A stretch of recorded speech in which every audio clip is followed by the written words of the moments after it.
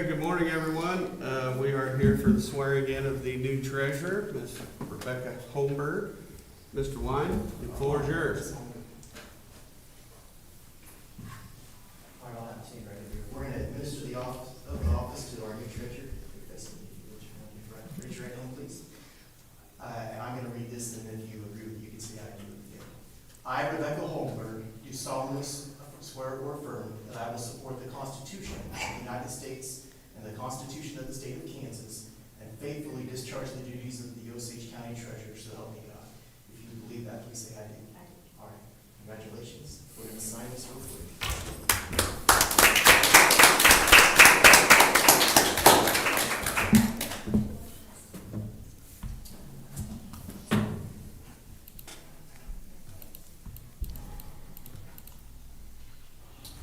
I'm going to give this to you. Give this, or you should give this? I'll get it and I'll get her a copy. Okay, that sounds great. All right, congratulations. Thank you. Very good, thank you.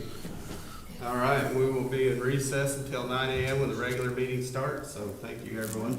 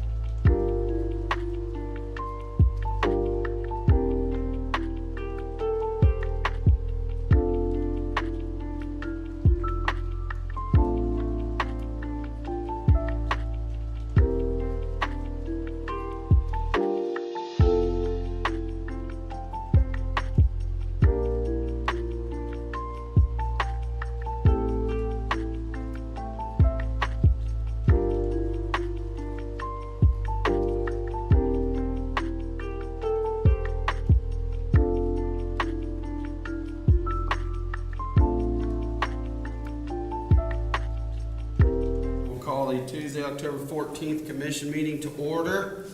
We will start with the Pledge of Allegiance. I pledge allegiance to the flag of the United States of America and to the republic for which it stands, one nation, under God, indivisible, with liberty and justice for all. Good morning, folks. Roll call, all three commissioners are present. Michelle Morris is present. Josh and I will be here at approximately 9:25. Yep. Additions, deletions to the agenda. We will need to add under new business. I'm gonna try to put it at the top. Actually, let's add it under correspondence to commission. Laura Hawkins. She has some certificates for her employees.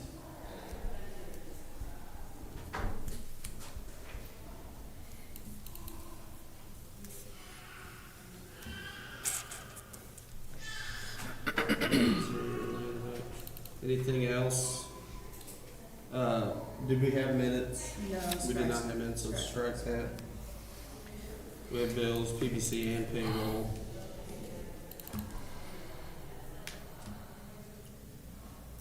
Okay, if there's nothing further, I'll need a motion to approve the agenda with the addition and deletion.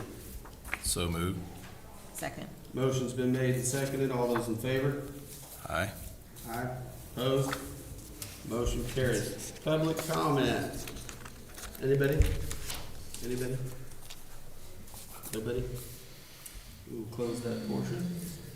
No public hearing for today. Correspondence to commission, Ms. Hawkins, come on up.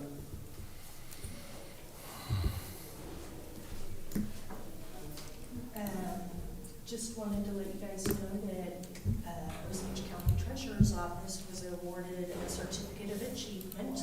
Nice. We worked with the state while I've been here the whole time, trying to get things corrected and stuff. We took motor vehicles from 37% correct up to being 97%. So we made huge leaps and bounds with improving.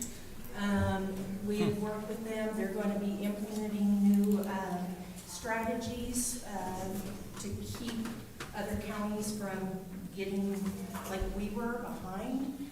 And on that page there, they've implemented, taken the previous year's audits, taken the top 3 things that they had issues with, and holding them over to the following year's audit, and then comparing them and seeing where they need work on. If any of the team members are below 80%, they said that they're going to start requiring more training. And if as a whole that they haven't seen improvement from the previous year, they're going to offer training on that as well. Because they want to keep it Yeah. from getting Snowballing, bad. yeah. Right. And then they had, because we made such an improvement, they also wanted to reward us, and of course, they can't do it monetarily or anything now, so they came up with an award system to get the top 3 places that have the least errors, certificates, and then one for most improved. And we got the most improved one. Nice, So very good. anyhow, you guys want a copy of this, and I'll be presenting it to, I'd like to be able to have the ladies that were involved in it come down, but of course, we're busy. Yeah. And they're busy, so they Yeah. can't come down.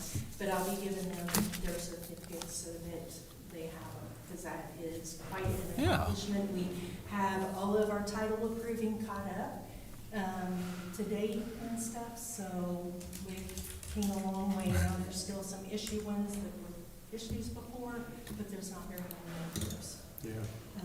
But for the most part, motor vehicles is on the go and going straight forward. And, with the new treasurer coming in, she's a motor vehicle deputy, so we shouldn't have any issues here in Osage, and hopefully she can take it up to be maybe in the first place next year. There you go. So Smooth handoff, maybe, huh? Yeah. Very good. Well, thank You you. guys might like that. We've made it through a lot of Yes. things this year. We went through giving out plates for everybody, and then personalized plates, which is done every 5 years. We're finishing that up this year.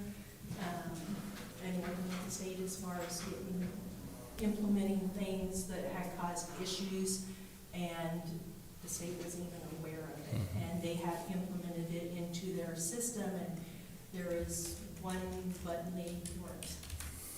Yeah, it was causing plates to disappear. Oh, wow. And so anyhow, they did a download or update, I Yeah. should say an update, and they hit that button and stuff to where only certain people have access to it. And stuff. Nice. So, it's been a good time. Yeah. with A little bit of success. Yes. Yeah. Well, before you go, I just want to say thank you for your time here. I think it was right at 2 full years, a little over 2 full years. So thank you for your time, and whatever your next venture is, I wish you well, and hope you get some time of some rest and relaxation. Yeah. Yes, a little bit of rest, that would be nice. Thank you very much for your service here. Really do appreciate it. Yeah. Thank you. Thanks, Laura. Okay, we like good news. Might have to have Brent get a frame for that one. Where Brent's at. Okay. Heather Cooter, CIC access for department heads. Yeah, those two I'd like, if we'll wait till Josh gets here on the tax penalty and the CIC, portion. And he said 925, I think. Yeah, what's your question on the CIC? Just how we're gonna get that information to all the department heads, and I know he had sent the resolution to CIC, so I just kinda wanna know what feedback he had gotten from them, and then what's the best way to get out all the instructions on what, the department heads would do and what the process is, but So you do realize that goes through Michelle's office, and she's already offered, access to every department head, but we have an issue with our IT professional that is putting a roadblock in that, and that's being worked on, is that correct? To the best of the ability that I can, yes. It's probably gonna be in your guys' hand to move that forward. Okay.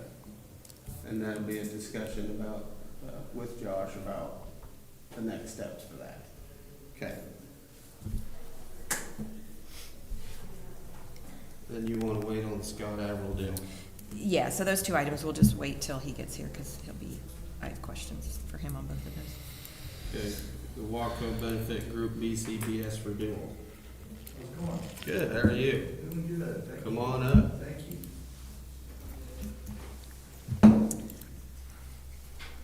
Brandon? Hello. Hi, Russ. Lord. Heather? Morning. Well, thank you for your time today. We appreciate it. How are you, Michelle? Good. Good, good. So, yeah, we, just wanted to come down and visit, kinda understand that there's, a goal and direction for you guys to move to the state's plan. Mhm.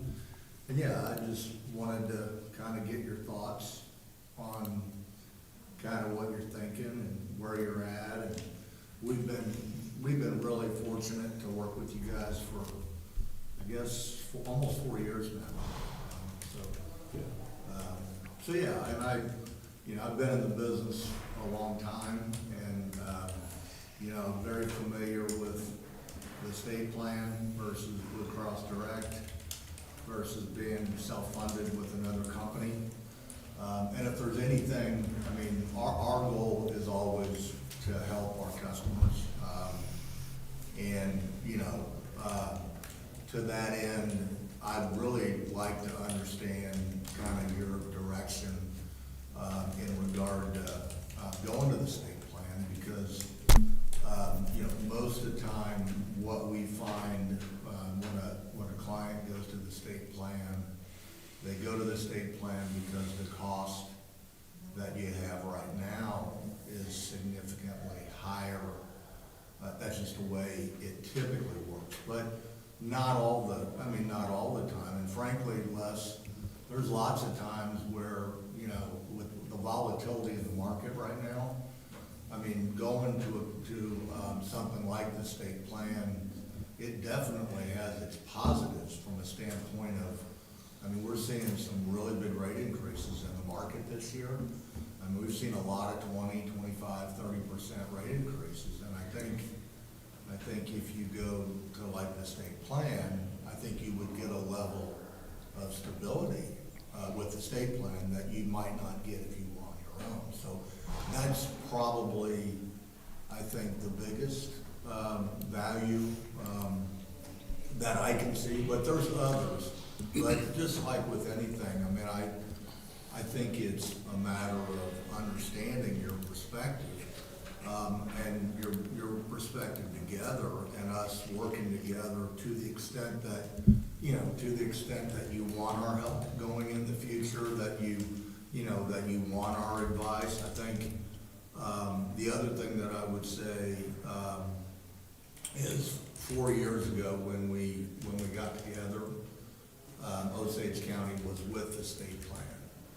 And the reason that you moved away from the state plan was because we were able to match the benefits pretty darn close and save the county and the taxpayers an awful lot of money.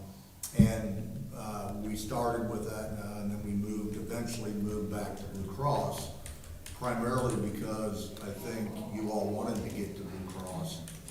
And I think it was also the fact that you wanted a little more control by being in a self-funded plan. Because I think when we engaged from the start, I think what our objective was to go to a self-funded plan.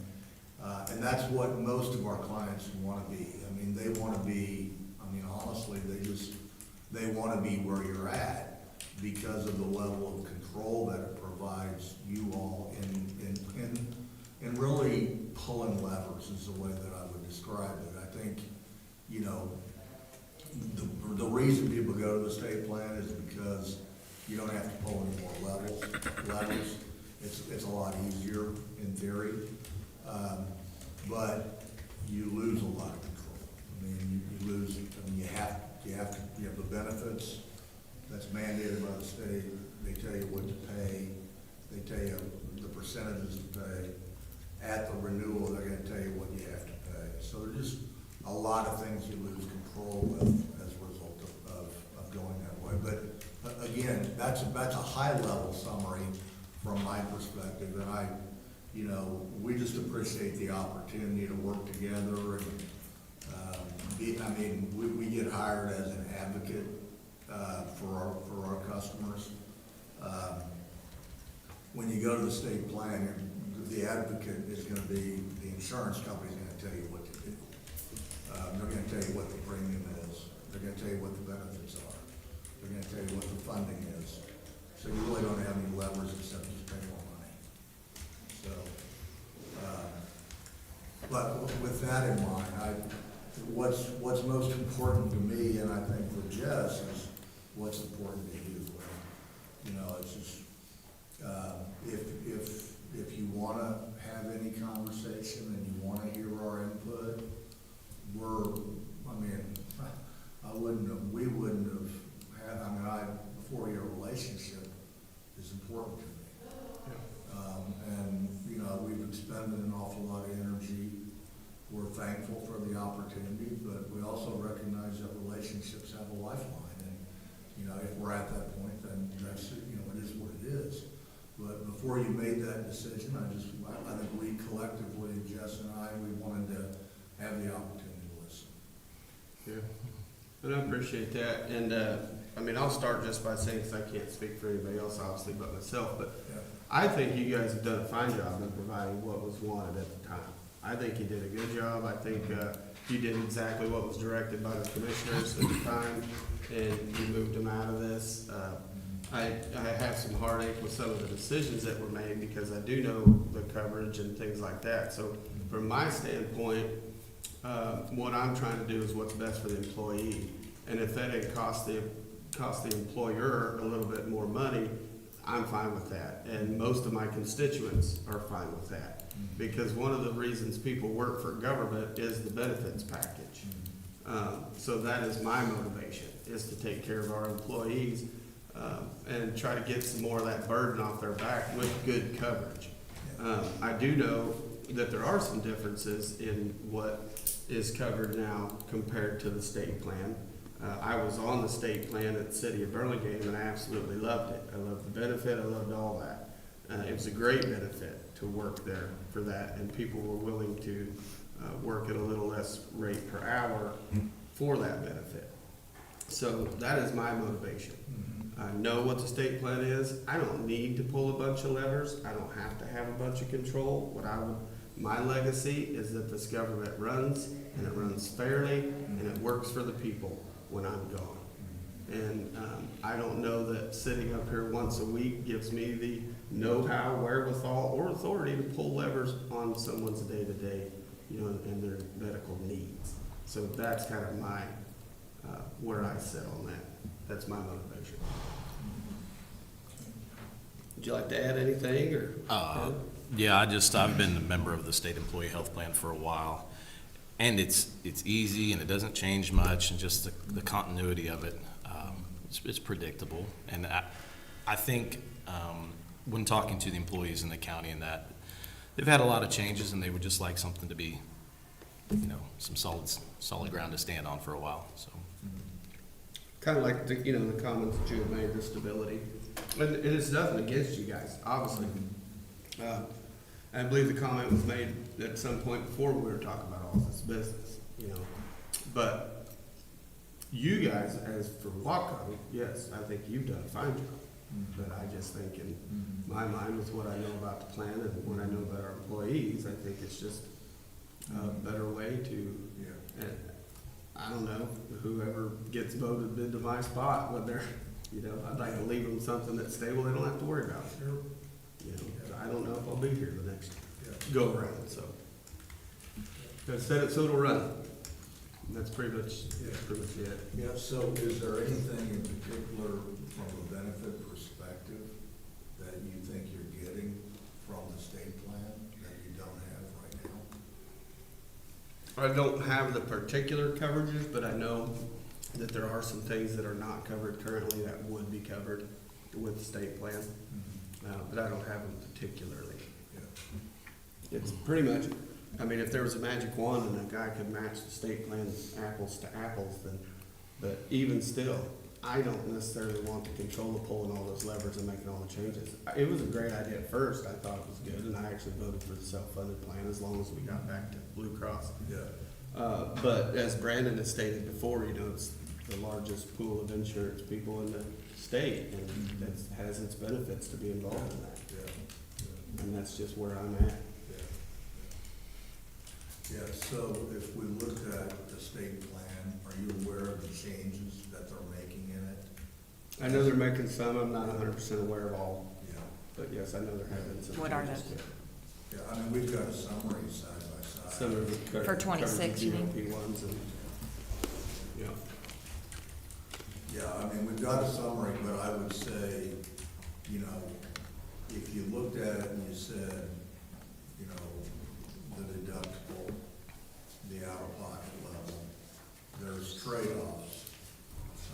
And I know there was one time when we were out here most recently where we said, well, is this decision being driven by the employees, or is this decision being driven by the commissioners?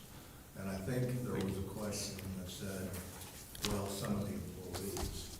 So I said, okay, well, we've got a survey that we can provide you.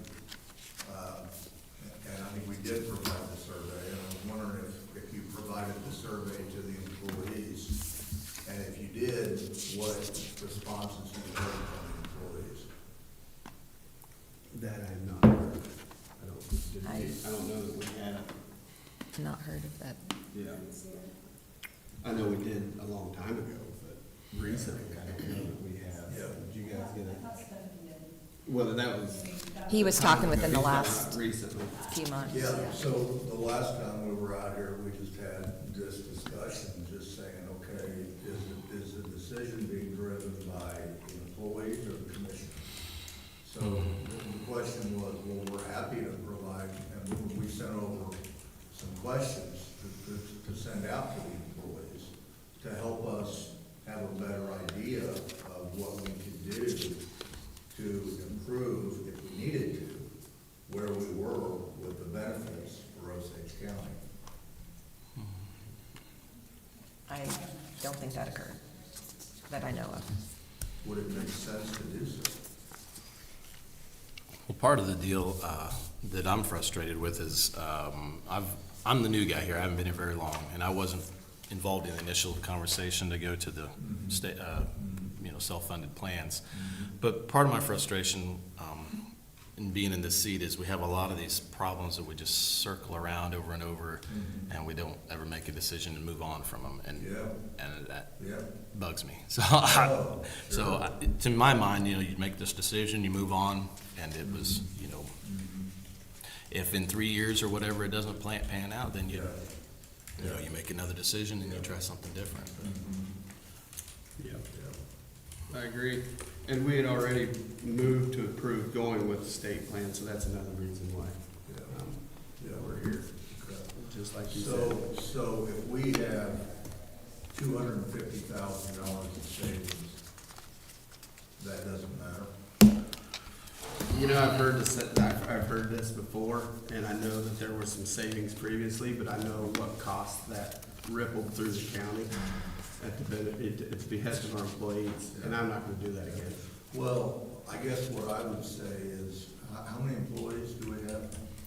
Roughly 130. 130, so, 250,000 of savings would be at the renewal, assuming a 20% renewal, and if you run and expect it.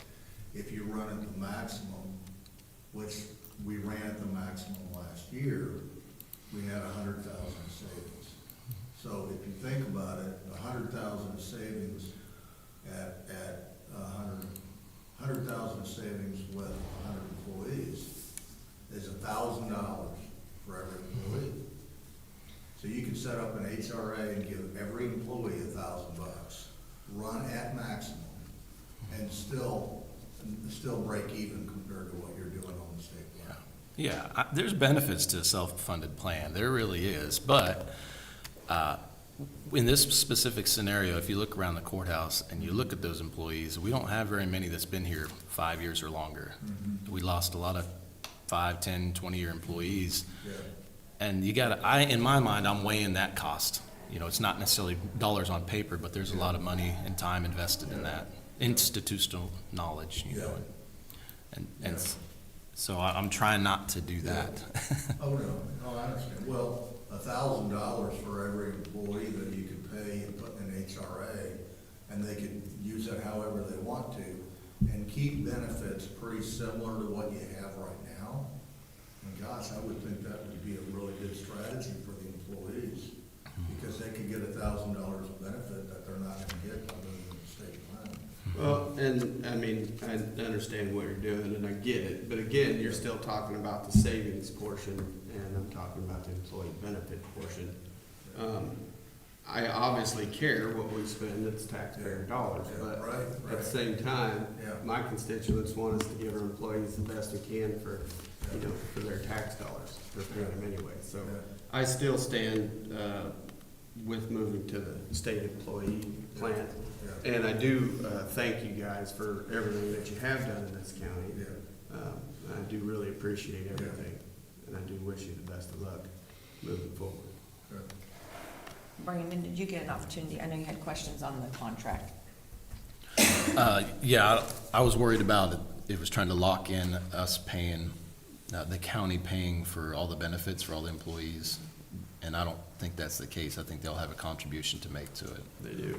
Yeah, there's a percentage which Yeah. they determine. So for me, I would like to see us stay with the direct Blue Cross plan, mainly because on an annual basis, we can do an assessment, shop the market, and try to stay competitive to where as costs go up, if there are things that we can do to try to help offset that. But with the state plan, what we had learned 4 years ago is I actually had called and talked to someone in regards to the contract, because I wasn't opposed to staying with the state plan if we had some ability inside that plan to make changes to try to offset different costs or offer different things, and you lose all of that. Like, our ability to make those decisions, you're turning that over to the state plan. And then whatever decisions they make, whatever changes they make, whatever costs they increase, you have no say for 3 years, 5 years, or whatever. And with the way, it used to be providing insurance for your employees was something that most companies did, and they paid pretty healthy on it. And then, like you had mentioned from the city, whenever Obamacare came through and things were really changing. So the last 10 years, 15 years, maybe it's 10. I think, 2010 was when it went in effect. So I guess we are 15 years into that. Oh, gosh. Anyway, it has just made that, because it's skyrocketed costs, it's just really changed that ability to just, let's provide this benefit and pay a certain amount. It's unfortunate that that's where we are, but that's what that legislation did. And I guess for me, that's where I'm like, I feel like if we could maintain those decisions on an annual basis, that we could do both. And I'm glad we're with Blue Cross. That was our whole goal, was to stay with Blue Cross, but get to a direct plan. And it's a stair step. Like, we knew we couldn't go from the state plan right into the self-funded. Like, you can't do that. And so that's why as we talked last week, if they could come down and just at least present, here's the state plan, here's what they could offer for next year, so at least we could all hear it. I don't know, I guess my request would be is if we could stay with the state plan one more year, see how it goes, and then, maybe look into the state plan again. But I just don't know if we should give that decision-making away with just the craziness of the healthcare world. Yeah, like I said, I've been like 10 years a member of the state employee health plan. As a non-state employee, and I've been happy with it.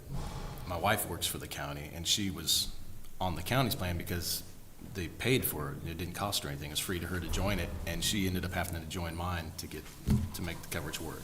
And so sometimes the benefit of something is going to cost. I mean, that's why they call it a benefit, because but I do acknowledge the benefits of having a self-funded plan. And I've talked to several people, some of them are involved in some pretty big counties, like 1,000 employees or something, and they love it. They love self-funded plans.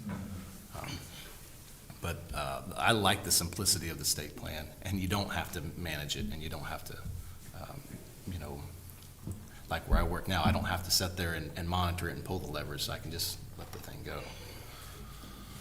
Yeah, so something that we did when we moved to Aetna, and then we moved to Blue Cross, and correct me if I'm wrong, but I think the employees don't have to pay for the plan, is that right? It's Right now, the single plan, the employee portion is zero, just on the employee So only. when you transfer to the state plan, the employee will have to pay a premium. Yeah. They'll have to pay a premium, and county, and that was the issue, one of the issues that we had when they were with the state plan before, is the county was having to pay a large percentage of the family cost, which got the county into some financial issues, that they were paying more than what they had budgeted for, which caused us to say, okay, if you move out of that scenario, it's the whole thing about you have more control. Because going forward, you're gonna have to pay a certain portion of the single, and they'll tell you what that is, and you'll have to pay a certain percentage of the family. Yeah. And the way the market is going right now, that's gonna do nothing but go up. There's no choice but it to go up. You have no chance of saving any money, it's just gonna go up. So it's a scenario that we see as a consultant. I'll just go back to, if you were paying $300,000 more to Blue Cross through the self-funded plan versus where you're paying right now, about $300,000 less, I would say, why wouldn't you move that way? But you're in the inverse situation of that. You're paying about $300,000 less, and you're making a decision to pay $300,000 more and have all these mandates. So you're giving up an awful lot of control that you have right now. And we were kind of playing around. If you moved, say you wanted to move the contribution level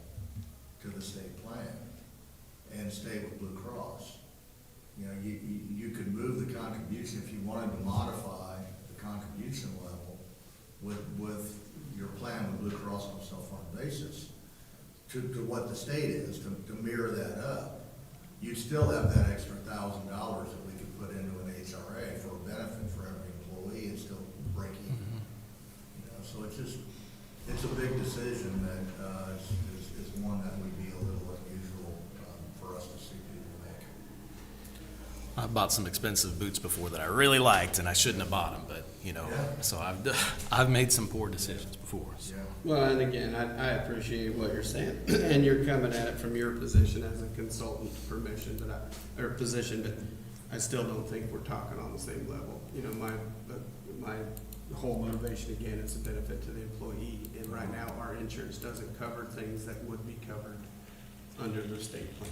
That is Which is another what? part. Because it's pretty close. I mean, do you You know? all do keep you know saying it, so benefits? why would you ask me what if you just stated yourself it's pretty close?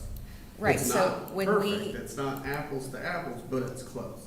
So again, One example, both of my children play sports, and we have just a sports physical, which we can get by a chiropractor that would come in and, he would offer a service for $20. But if I would have been a cash paying customer, I would have paid $60, and I paid $280 for physicals on both my kids.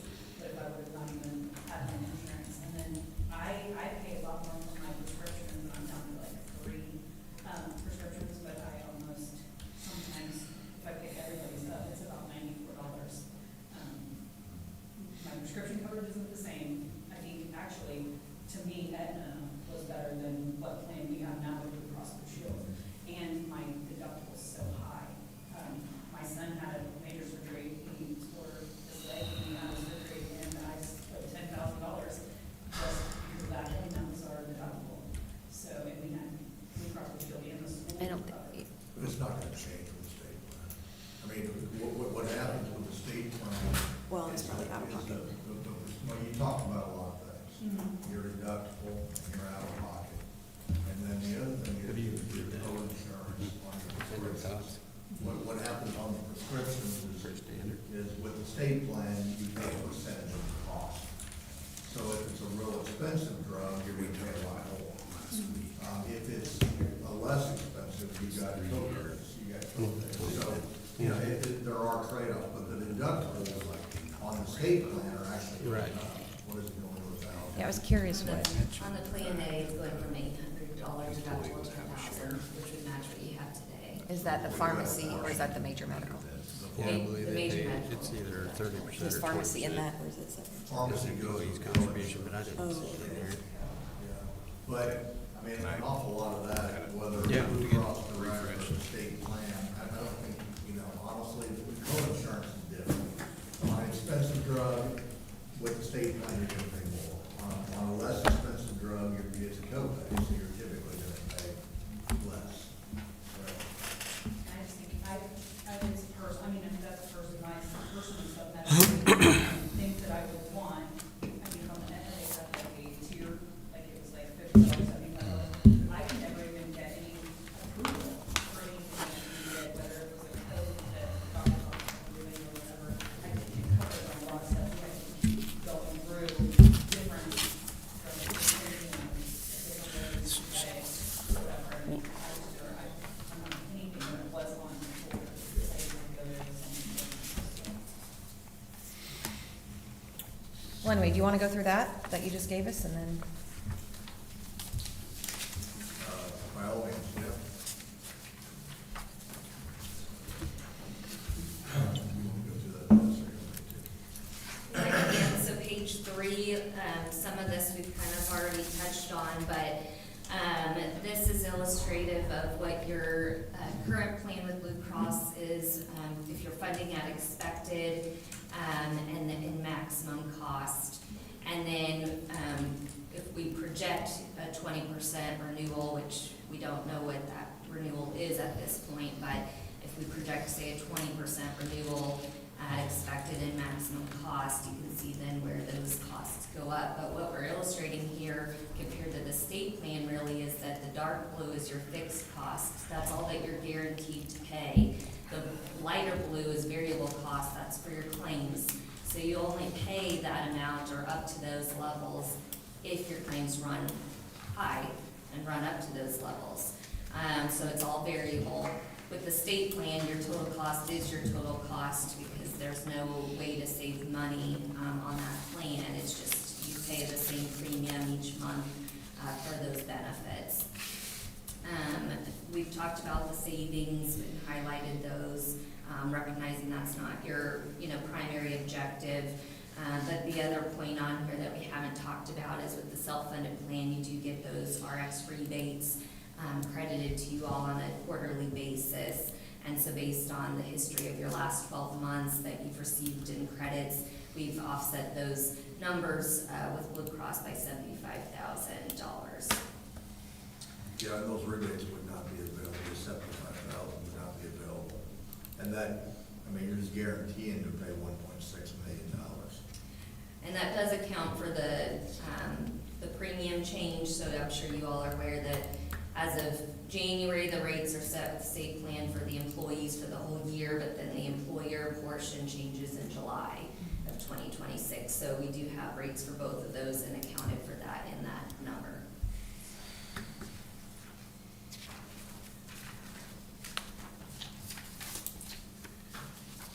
I think these pros and cons, a lot of these we've already gone through, but essentially what you have today is a bundled approach. You're playing with Blue Cross. They handle the plan administration, the claims processing, the PPO network, so everything's in-house and handled there. Positive is that the county has the ability to save money on good claims years because the claims are a variable cost. And then they do have a stable renewal formula that we, typically see renewals are just more stable because they look at a 3-year time period and generating their formula on the renewal. You get better information. So when you're with the state plan, you probably don't get any group level reporting on how your group is utilizing the plan or what conditions are impacting your plan to kind of work on initiatives and cost savings plans. But with Blue Cross, you do get utilization reporting, and you can see kind of what's driving spend. We do have local support in Topeka, which is nice. You get the 80% in the rebates, and then you can structure your plan and premiums how you'd like.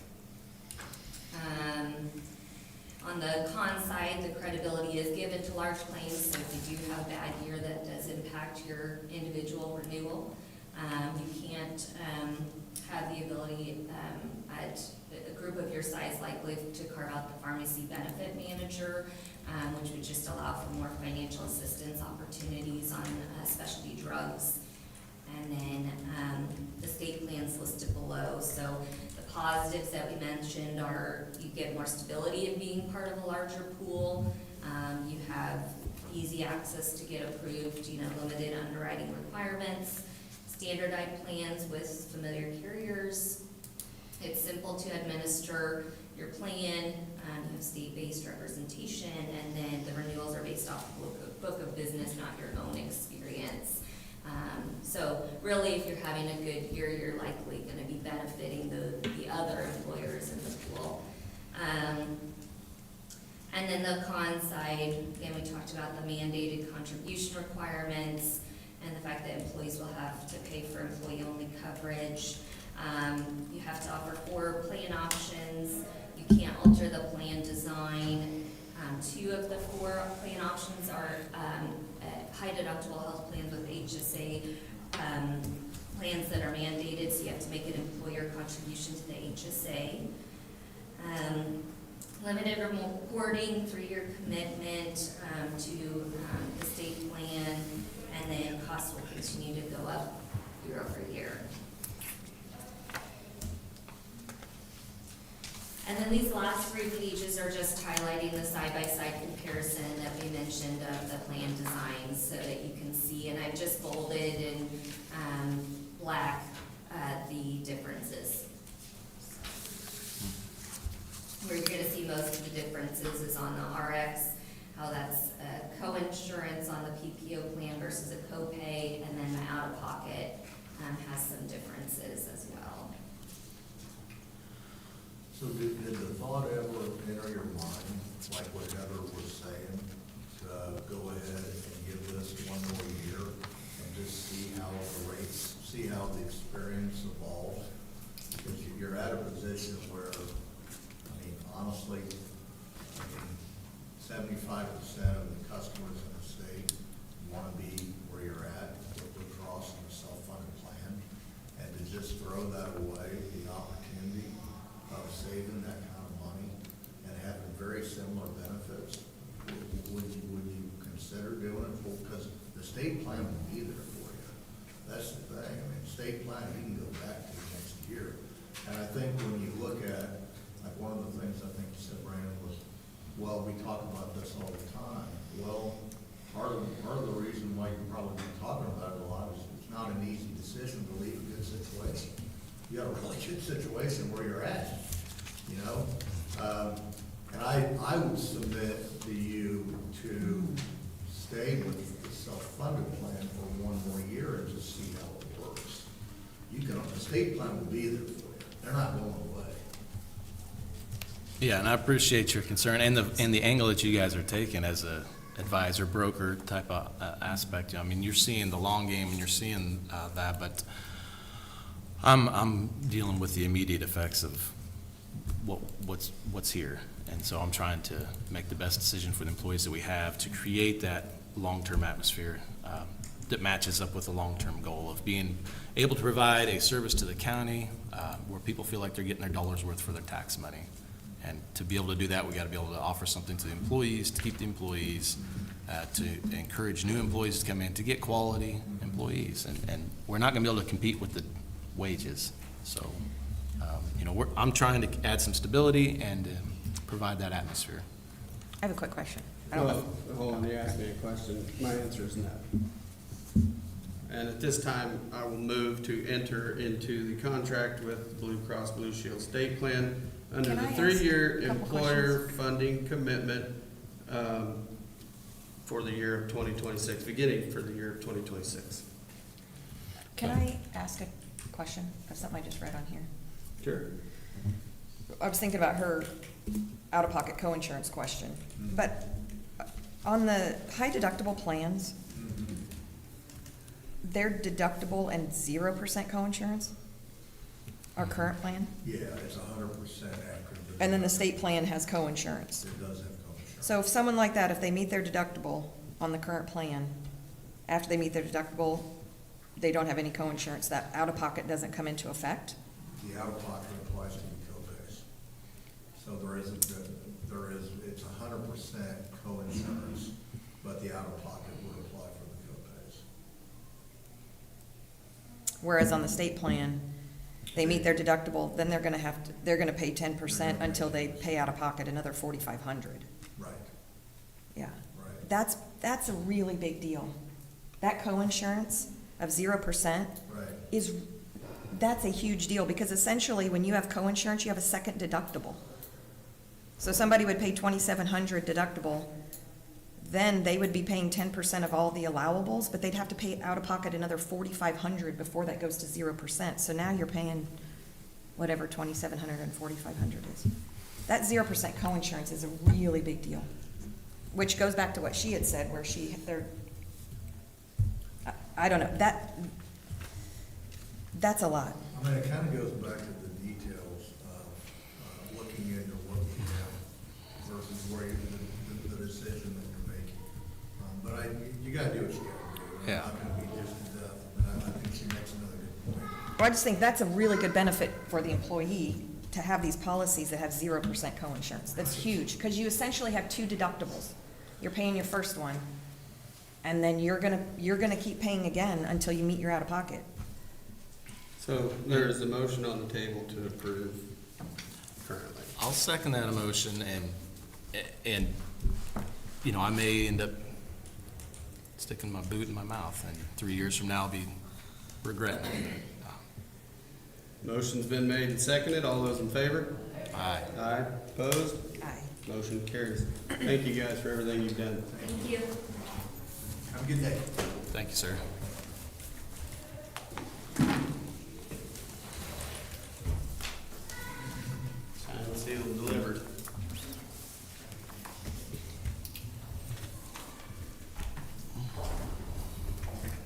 Okay, CIC access for department heads, Josh is here, so, yes, sir. On that, did we have a day scheduled for the state employee health plan to have like a benefit presentation or what have you? I think that we're gonna be looking at the 27th, but that's not set in stone yet, Of October. yes. One of them was gonna be out of town at another. Yeah, there's only a couple of people, And so Robert they were and Todd. supposed to get back, Okay, so I don't have that set yet. because this is the open enrollment month, and so it'd be nice to Right. get everybody, They will send somebody. okay. I'm putting it down tentative for the 27th, but if that changes, please let me know. I'll reach out and hit them up. Very good. Okay, now your question on CIC access for department heads. Yes, so Josh, I know we did the, trying to pull up the resolution. Can't make it bigger. So we had the resolution for the CIC access for department heads. But I was thinking, when we were visiting about it last week, and I don't remember who had asked about it, that was sitting out here, but they had said they hadn't heard anything about that yet, they didn't know what the process was for that. So my question was, with that resolution, what's the, I know you sent it to CIC, I didn't know if you had gotten any feedback or any questions from them in regards to that, and then how we can disseminate that information to the department heads where they can, get started on that. So that was my question, and if CIC had any feedback. I didn't know. I hadn't seen any emails from you on it, so. Because we'd like for them to have the ability, They all have the the directors. ability. I stated this before. No one has been denied access to CIC. That's not what I'm saying. Once they all get set up, they will all have the ability to be able to go in and look at their reports, look at their budgets, things like They that. have that ability now. We're working through an IT issue. I said that before as well. It's been a problem since we hired Sentry. Right. My question to Josh is, we haven't sent out to the directors, here's what we did, here's the information, here's contact information for CIC. So that's the question I'm asking, is the process to get that information to all the directors? I have resolution 2025-22 in front of me. It lists 20 or so department heads. If the commission's fine with it, I can send an email right now. So the problem isn't CIC. CIC is good with it. I have created every single login minus Becky, which can be taken care of today. The problem is Century. If they don't get the VPNs and they don't get the applications on the desktop, it's a losing battle. I've mentioned this I don't know how many times, and I don't know how else to word it. It's a Century problem. So the VPN, do you need a VPN when you're in the courthouse? No. It's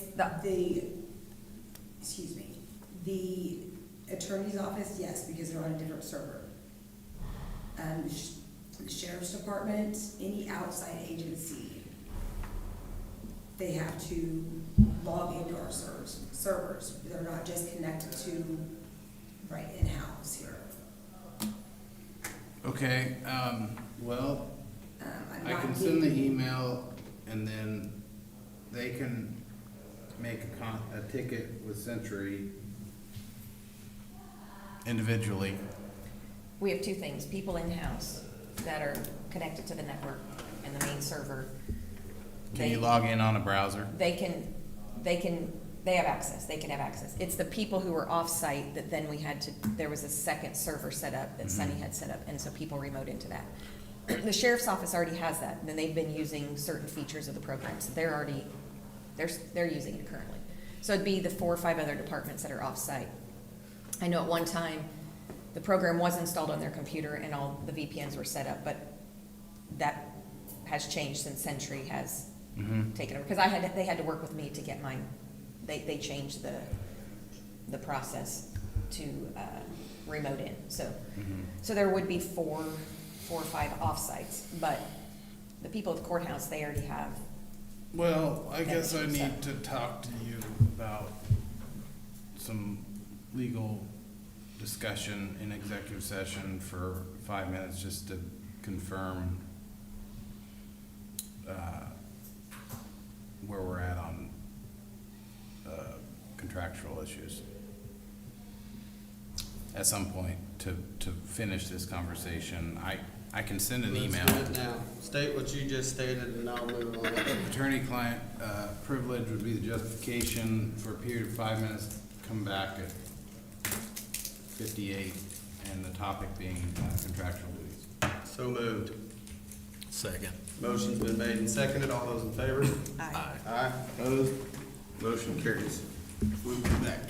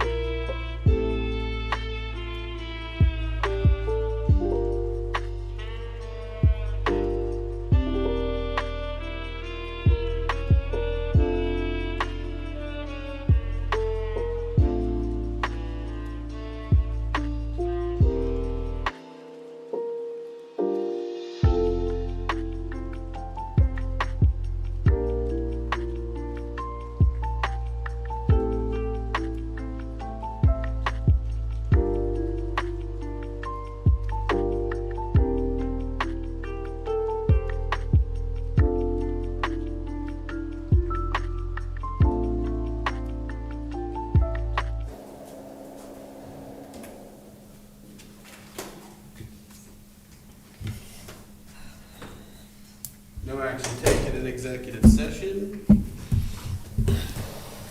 Josh, you, work on that. With the CIC stuff, if you'll send that mass email to the department heads, and then we'll move forward accordingly. Yeah, I think that'll be delayed just a little bit, until I, get organized on some preliminary matters. Very good. Scott Averill, tax penalty. Okay, Josh, I forwarded you the document that he had brought last week. Brandon and I pushed it to this week, mainly because with whatever he brought us, we need to know what's your advice on this. Do we actually have the legal authority to do this? He went to Boda, and then I think Boda kicked it back to us, if I'm Right. reading this right. They backed off. So his request last week was this penalty, if it can be, I guess, refunded. I believe he paid it. So what came back from the Boda is what he brought last week, that we need your guidance on that.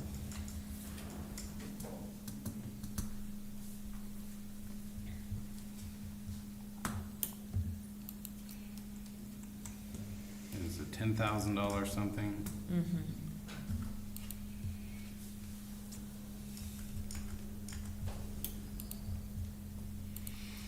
This is John Paul Stewart.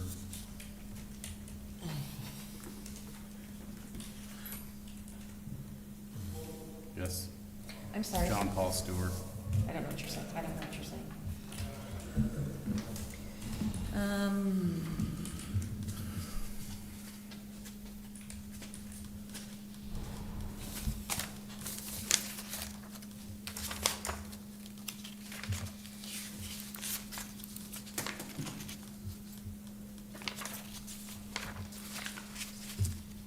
I'll forward it again.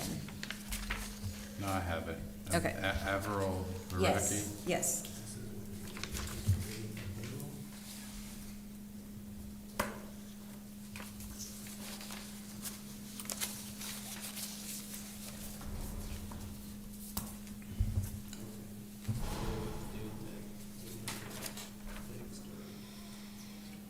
This is where the mortgage company didn't pay it. Yeah, if you read about halfway down, it was back in 2020 when things were refinanced. And they weren't paid even though they were escrowed.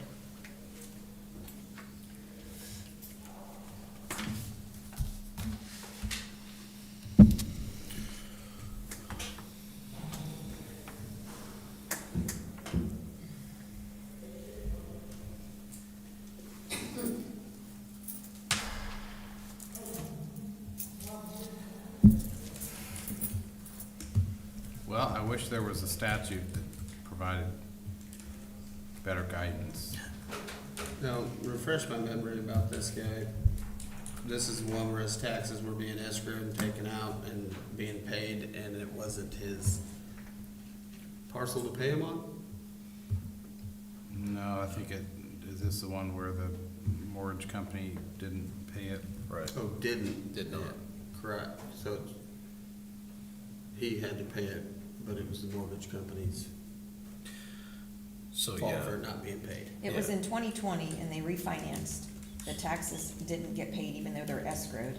And then in December of 2024 is where, that's where the situation then was brought to him that he owed from 2020. But by that time, $10,000 of penalty and interest had accrued Right. over those 4 years. So he came in and paid that back tax from 4 years ago, and he did pay the interest, but he's asking, can that, That's all Penalty penalty. be That waived. 10,000 is all penalty, above and beyond. Yeah. Yeah. Okay, thank you for the shorter answer to that. I gathered that. Sorry. No, you're fine. That's what I appreciate. I'm not gonna cry. So we're talking about the fees and penalties that we impose as a county on taxes unpaid. And this is a situation where everybody's in agreement that it was the mortgage company's problem, correct? And I know that we've been through this before, and I'm pretty sure in the past, we have taken that authority to waive some of the fees. We cannot waive taxes, so his taxes are paid up in full. He's in good standing with the county in taxes, correct? So we're just talking about $10,000 in fees that he should have never been charged. Yeah. I'm trying to figure out what authority we would decide, if any. Right. The only other option would be, would you try, I mean, who else would you squeeze that out of, the penalty out of? Mortgage company. Well, but that's the At the end of the day, point. it's their That's the fault. point, is it's his claim against them. Mhm. From Right, the we point of would- the tax collector, we don't care who pays it. Right. It wasn't paid for 4 years. Now, the only question that I had to that may sway my decision or support for or against, did he broach this situation in 21, 22, and 23? Or is this something that we waited 4 years, figured out it was an issue, and then took action? Because one of the things I think sometimes we forget as a taxpayer is that if you own a parcel, taxes are due every year. Yeah, but he would've just taken that out on his escrow and figured it was. Right, but, I mean, someone gets a notice, like, you know, if they're not paid. This says in December of '24, the applicant became aware of the situation and paid the 2020 taxes along with the interest, so it was 4 years after. That's the only strike I can see. But it's still an unfortunate situation when you're escrowed and your mortgage company's supposed to be making your payment.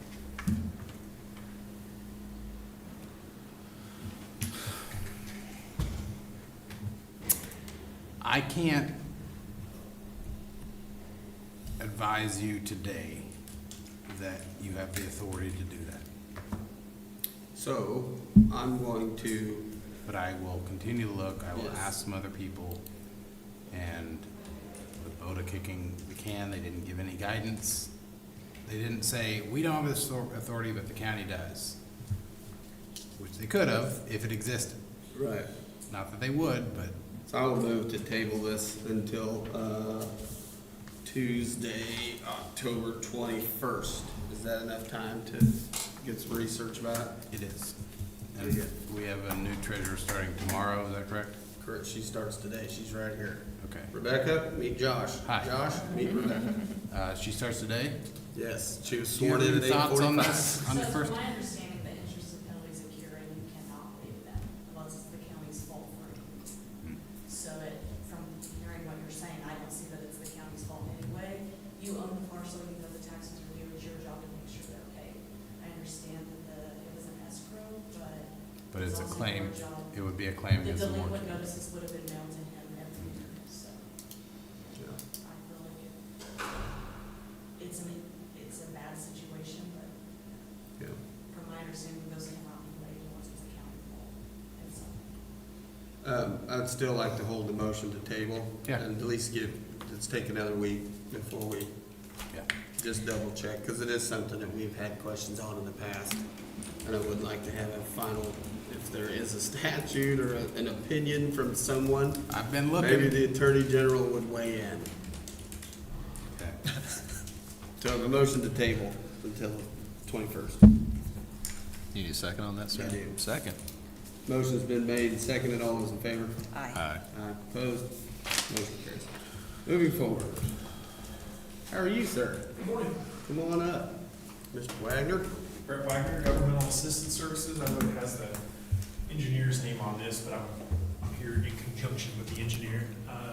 This is for your CDBG project, the Osage County Sail Away CDBG project. Had a lot of difficulties from the very beginning. So we've had extensions. CDBG has a time period that you have to get things done in, and that's 2 years. We are, we were past that in 2024. We got another extension.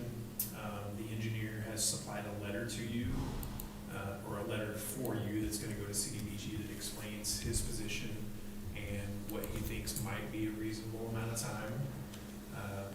He also mentions in Could you there read that that real quick? Thank you.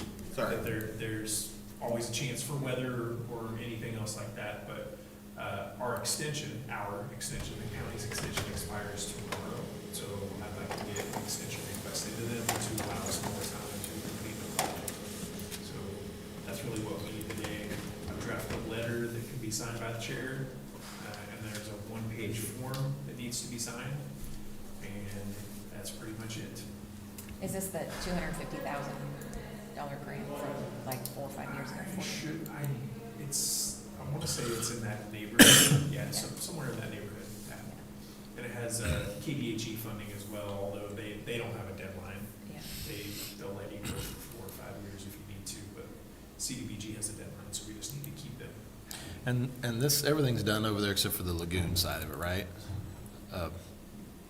Rehab on the lagoons, I think. Yeah, the wastewater collection system improvement project reached substantial completion on May 5th of 2025 and has been closed out with Mayor Specialty Services. So now, Do we know how much of that grant has already been used, or is it something just at the very end that ends up being? So we draw it down in the same proportion that we put in the application. So there was a grant side and a matching fund side, and there's a ratio between those. I don't have any of that stuff in front of me, but I can get that to you very easily.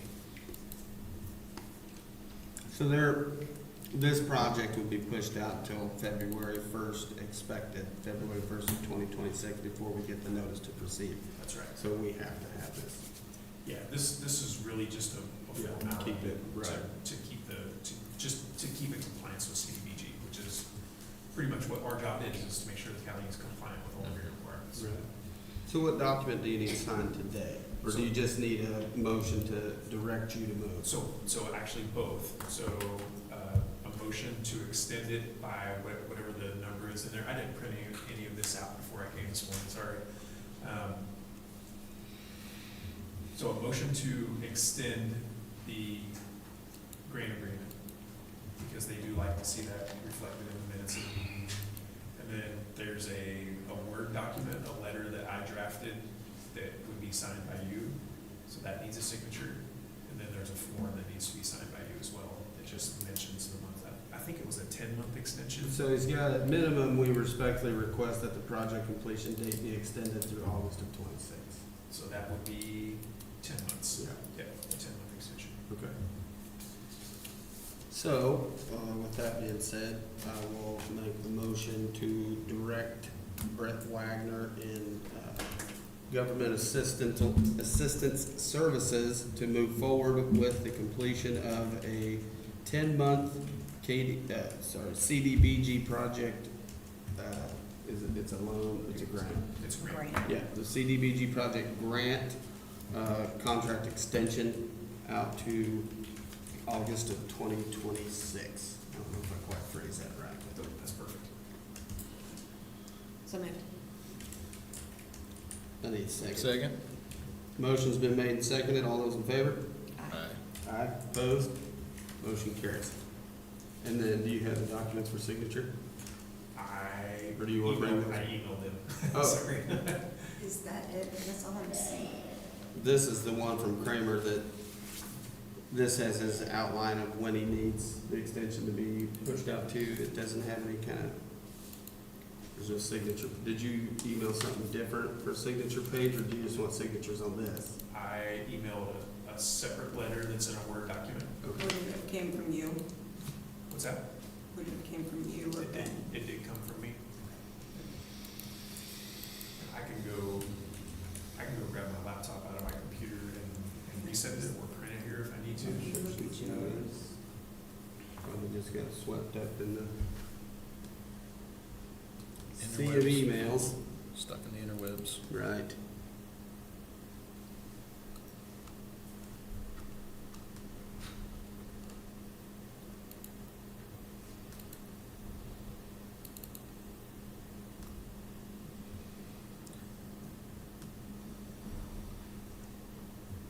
If you guys want to move on to other stuff, I can wait and get that signature, but We'll just see if she gets it real quick, and then that way we got you taken care of. You just have to stare at my mug for a little bit longer. Let's do a recess. Can I have a recess, We'll Mr. do a Chair? brief recess, okay, we'll All take a right. 5-minute recess. works for me. Brandon's motivated. That big cup of coffee. Well, At least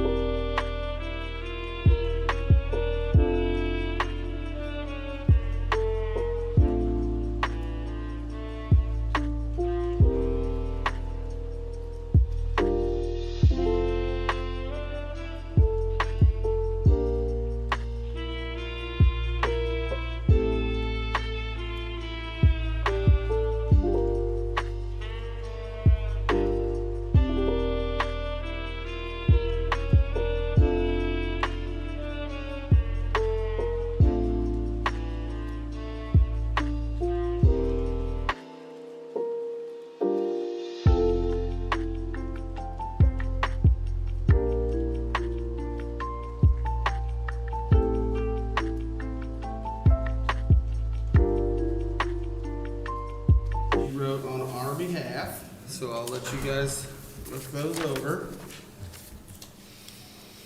And then That's we'll just, have instructions that submit to Commerce to originally send copies of the cover letter containing reason for the request. we don't have to do the 2 copies anymore. Okay. They haven't changed their form yet. They actually, they want you to sign it. They want the original to stay on file. So we'll put it in the file after, Okay. after I scan it and email it. But I want to send them an email it today, so that way they've got time to look at it before the deadline tomorrow. Good.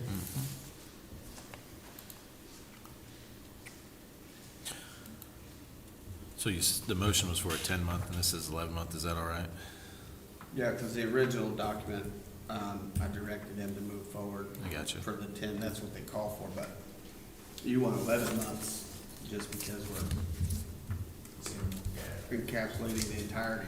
You've got closeout and all Yeah, I that. think what he was saying, we could be done with construction in 10 months, but then we need another month to close it out. Close out, right. And I hope that's true. We would love to get a 2022 project You off know, of. I off can't our even get, inbox. like, I don't even want to get down on anybody, I don't want to chastise anybody, because of the nature of this, excuse me, this project. The biggest issue was the time period, It was because we had it bid prior to COVID, Mhm. and then the great inflation of COVID, I don't know how to word it properly, but Yeah, then it hit, and the cost went up 35%, and it changed the whole game. yeah. And And your it's been, And your supply line dried up. right, so we haven't been able to get back on track since. Biggest factor in the whole thing, well, so that's what caused the biggest factor. So the price change caused you to have to seek a loan amendment, and that, I had no idea that those took that long. I know Ben's been taking care of all that paperwork and Right. meetings and stuff with you guys, but I had no idea that KDHE loan amendments took that long. So now I know if we're ever up against that again. Right.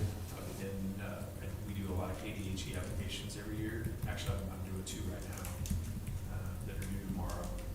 And I'm just advising them to take the loan out for a little bit more than what you think, because that loan amendment's gonna kill you later on. It just takes so much time. Yeah. Yeah, you always want to go for more than you need. Yeah. Okay, I'll need a motion to approve the contract amendment request number 3, the grantee name of Osage County, Kansas, to be submitted by Brett Wagner, Governmental Assistance Services, with the accompanying cover letters asking for request. So moved. Second. Motion's been made and seconded. All those in favor? Aye. Aye. Aye. Opposed? Motion carries. Okay, there's that part, there's that part. Thank you very much. Is that what, all you need?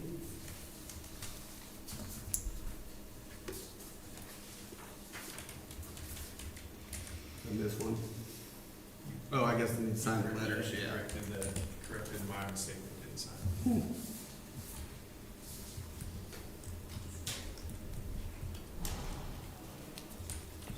We need to get a Sharpie. Like old Trump. Every time I see him sign something, it looks like a Sharpie that he's using to sign it. All right. There you go. That's all we need for now. I'll keep you posted and hopefully be back soon with a pay request from the contractor. It sounds like it won't be soon, Probably not. probably after February sometime, but. I Well, will- yeah, that letter I'll said, email Michelle an update of the project budget if you want to see that. Yeah, I'm just curious. Yeah, I can do that. very good, Thanks thank for you. everything. Appreciate it. Mr. Chairman, can we quickly revisit the tax thing? Certainly. The basic statute, KSA 79-2004, is what establishes first half, second half, and the imposition of interest for late payment. There's been 3 specific cases that I think inform how the lack of specific guidance on whether we have the authority to waive interest. First is the principle is the legislature did not intend that mailed notice of real estate tax due triggers an accrual of interest on late paid taxes. Another way of saying that from a different case is taxpayer was required to pay interest on late paid taxes even if county treasurer failed to make diligent effort to find forwarding address when tax notice was returned undelivered. And finally, statutes providing for accrual of interest on delinquent real and personal property taxes authorize county to retain the interest received in a case where they settled on the cases with railroads. But basically, when we pay our income tax, it's kind of the honor system until you get audited. Everyone knows you owe money on taxes, regardless of whether you get notice of that or something like that. Real property is the exact same way. Yes, it's a governmental service, and there's even equitable principles that inform, hey, you didn't update my address, it was your fault. I think the county has probably waived taxes when it's clear county error, but the courts, when pressed, have said that even if the county doesn't give you notice that you've got this, you may want to contact your bank because you've got this balance accruing, that you're still on the hook for it. So I will continue to look at it. I just am starting to form kind of a more philosophical view of this, which is there'd be no end to requests of unfairness. And some of these cases have been brought based on equal protection type challenges of this taxpayer says, well, why'd they get waived and we didn't? And without guidance, I think we are collecting taxes for more than just ourselves. Right. And so it's not ours to necessarily waive, Right. as harsh as that sounds. Even though when it's all penalty, right? That's what you're saying? I mean, What you're did not viewing the penalties as separate from the tax. You're putting that together. Is that what you're viewing it that way? Yeah, it uses penalty or interest, that the penalties and interest become,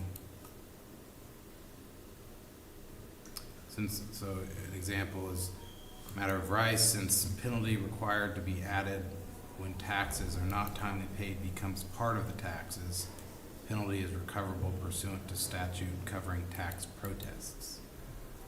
So that doesn't necessarily answer whether in a protest you can waive it, but it also says that the penalty, interest is just, you filed, in income tax situation, you filed, but you haven't paid. Right. Penalties are, you didn't file, and you didn't pay, and so it's gonna accrue differently, but they function the same. They become part of it, merge with the principal balance. It's not like a one-time, hey, $500 speeding ticket. It's 2 tiers of interest accruing based on the facts. Did I misstate any of that, you think? And I agree with that wholeheartedly, but like the same thing is, I just like to make sure that it wasn't a mistake on our side. If there was a clear-cut mistake on our side, then yes, we could talk about that. I don't know what that mistake would have been, even if we had sent it to That's the what I mean, bank. there's not, but what I'm saying is in this case, it doesn't appear that there is any kind of mistake aside from the fact that the mortgage company was taking his money and not paying it where it's supposed Correct, to go. he has a claim. Not any, right, so he's gonna have to go after them. Similar to if your accountant doesn't file your taxes and says, we're good, all good and filed, IRS doesn't care, you sue the accountant, it's malpractice. Exactly. Your suit's not with us, it's So, with them. is there a way you can have a brief synopsis that you can send out to him to let him know, and that the 21st is when the final decision will be made? Because I cannot reiterate what you just said to him. And I think his email would be on the one I forwarded you. Sure. And then I think when we're done, do we need to write something final, whatever the determination is, so he'll have something for him, so if he wants to end up, if he goes to his, The minutes, but there's no pending quasi-judicial action where you have the ability to hear a case in both sides and weigh out the facts. BODA doesn't have that authority. That's the forum where you go in and say, this tax assessor screwed up, and I shouldn't have to do that. And then Yeah. as he appealed up through it, BODA says, We've got authority to do other things, we But not don't have that. authority to do this. Right, I'm just thinking if he takes this and then if it ends up being that this is not something we legally have the ability to do, if he gets something from us that says basically he's gonna need something like this and then he can do with that what he I'm not, wants.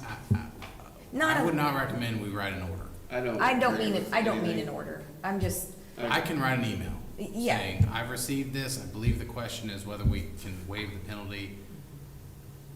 There's no statutory basis for waiving the penalty, and the taxes are doing it. yeah. I just don't that I can reiterate correctly in the right terms to him, so if you, I will send a it. small Maybe even synopsis. cite that Yeah. in case that. That'd be great. I would just caution us and make sure it's bland. You're not offering legal advice. Okay, land development, Trish Witt.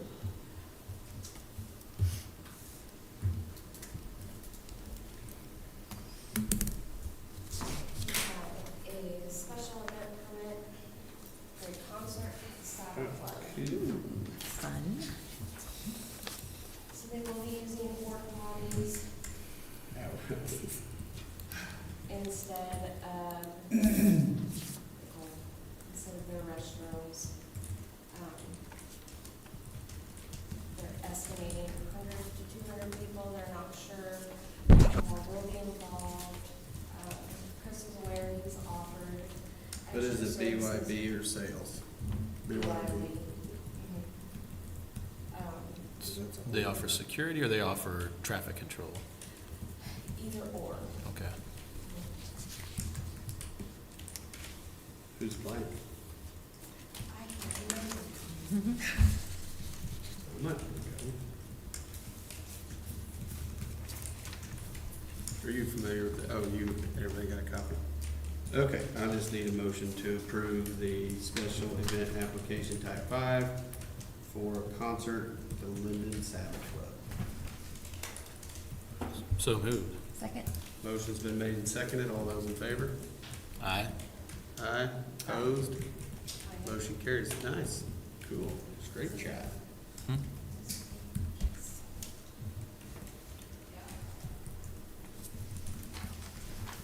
There you go. Oh, there's multiples.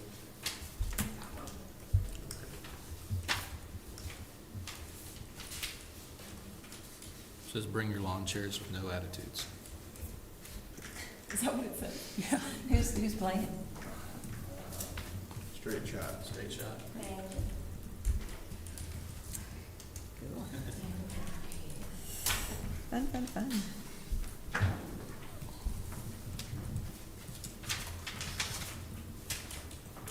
That should be fun. That place was way more active when I was younger, but I'm sure it's just like every other group. There was more people, Yeah. more doers then.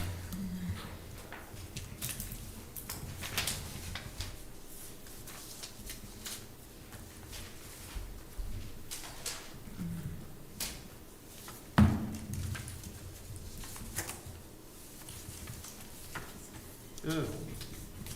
Neat. It's all right, I'm Put safe. your little skater tower up? Yeah. Yeah, looks safe. Those towers aren't fun to climb. No. Weird spacing. Yeah. Heather had questions. Thank you. I think you're. Did you need that? No, that's your copy. Okay.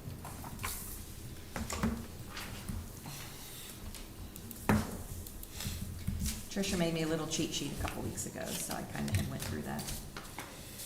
On the first one where it says it went from 10 years to 7 years,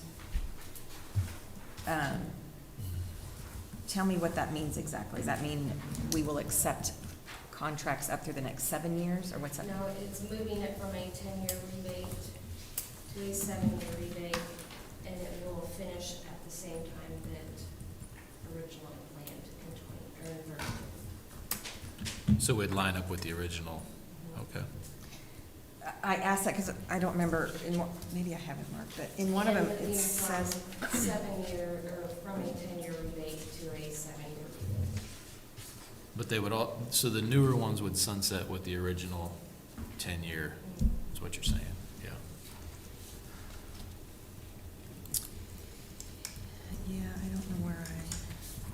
something I'd read in here talked about that it would be accepting them up through 10 years versus that the program ends in 7 years or 10 years. Let me see if I can find where I saw that.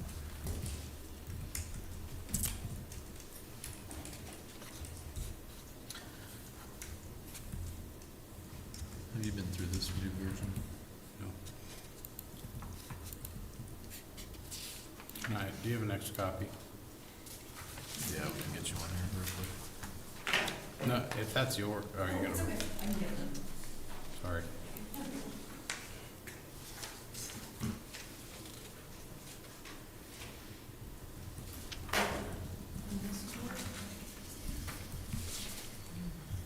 Let's see.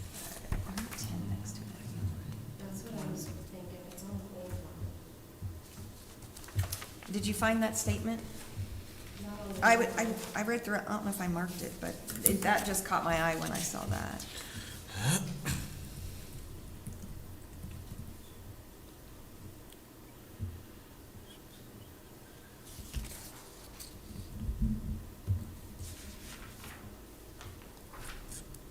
Oh, here it is. It says the Osage County Neighborhood Revitalization will commence in the year 2022, and applications will be accepted until December 31st of That's the old 2032. one. Well, right, that might have been, like I told you, I had, this is what Yes, you gave that's me, and then the this new- was one that's that, the proposed new one. yes. So that was a change that is being put in there, so, The newer one is 4 pages long, is that correct? yeah, so instead of accepting applicants up to 10 years, you're changing it to people had applied, and then anyone who applies now. So every person that applies over the next 7 years is only gonna get 6 years, 5 years, 4 years, 3 years, 2 No, years, they 1 will year. still get the 7 years. Okay, You guys have to excuse me for a second. okay. And what was the reasoning for lowering it to the 7 years? Because we're losing money. And that's a lot of revenue, and when you look at other counties, they don't do 10 years. And if they do 10, well, take that back. The ones that do 10 years, by the time they hit year 10, they're at 0. And it goes down, so you'll start at, You mean the 90%, rebate? 80%, Yeah. 70%. And so we kept it at an even 90%. So that way they're getting the same amount back, but we lowered it to 7 years.